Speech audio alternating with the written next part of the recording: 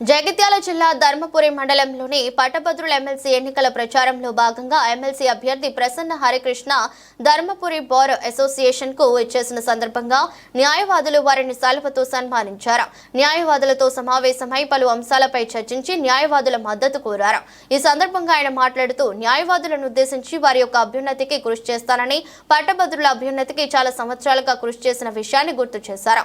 ఈ కార్యక్రమంలో న్యాయవాదులు గడ్డం సత్యనారాయణ, ఎన్ సురేందర్, జాజాల రమేష్, బత్తిని ఇంద్రకరణ్, ఇమ్మడి శ్రీనివాస్, సుంకే రాజు, కలమడుగు కీర్తి, పుల్లూరే సాయి, శ్రీరమ్య న్యాయవాదులు పాల్గొన్నారు.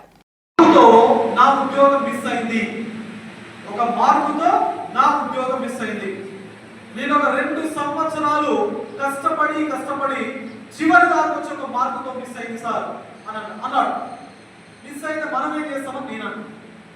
అది కాదు సార్ సమస్య, మీకు తెలియంది కాదు, మీరు చూడండి కాదు, మీరు వినంది కాదు, మీరు మాట్లాడండి కాదు, ఎందుకు సార్ జోకులు వేస్తాను.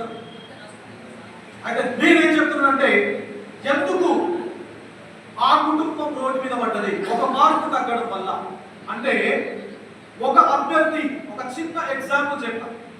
ఒకే వ్యక్తి కలెక్టర్ కు పరీక్ష రాసింది, కలెక్టర్ పరీక్ష, డిప్యూటీ కలెక్టర్ ఉద్యోగానికి పరీక్ష రాసింది, తహసీల్దార్ ఉద్యోగానికి పరీక్ష రాసింది, డిప్యూటీ తహసీల్దార్ ఉద్యోగానికి, టీచర్ ఉద్యోగానికి పరీక్ష రాసింది. కలెక్టర్, డిప్యూటీ కలెక్టర్, డిప్యూటీ తహసీల్దార్, టీచర్.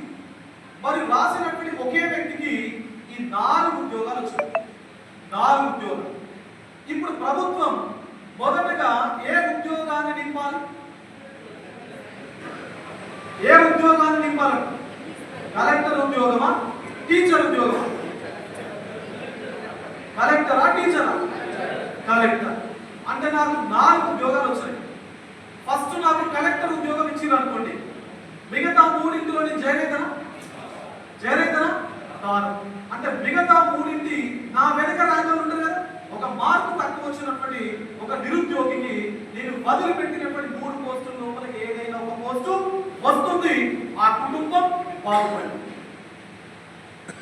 ఇలా గురుకుల పోటీ పరీక్ష ఏదైతే ఉందో ఒకే వ్యక్తికి 4-5 ఉద్యోగాలు వచ్చాయి. ఫస్ట్ ఏం చేస్తున్నారు? కింది స్థాయి ఉద్యోగం టీజీటీ, దాని తర్వాత పీజీటీ, దాని తర్వాత జేఎల్, దాని తర్వాత డిఎల్ ఉంటుంది. మరి కింది ఉద్యోగం ఇచ్చింది, నాకు మొత్తమే ఉద్యోగం లేదు కాబట్టి ఏ ఉద్యోగం ఇచ్చినా ఫస్ట్ ఏం చేస్తాను? నేను జాయిన్ అయిన మళ్ళీ వారం రోజులకి ఇంకొక ఉద్యోగం ఇచ్చింది. ఇది రాజీనామా చేస్తే ఇక్కడ డ్రాప్ అయితే ఇంకొక ఉద్యోగంతో చేయాలి.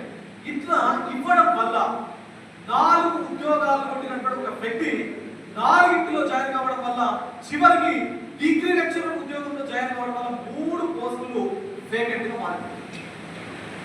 అట్లా 3,000 కుటుంబాలు ఈ రోజు రోడ్డున పడ్డాయి ఐఏఎస్ అధికారుల యొక్క బ్లండర్ వల్ల.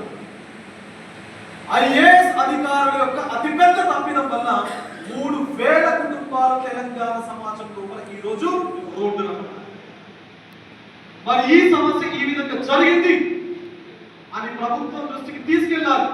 ప్రభుత్వానికి అర్థం చేయించాలి. అంటే ఎవరు తీసుకెళ్తారు? మరి ఎవరు తీసుకెళ్తారు? మనమందరం గ్రాడ్యుయేట్సే కదా. మరి మనకంటూ ఒక పదవి ఉంటుంది కదా, మనం ఓటు వేసి గెలిపించిన పదవి ఉంటుంది కదా.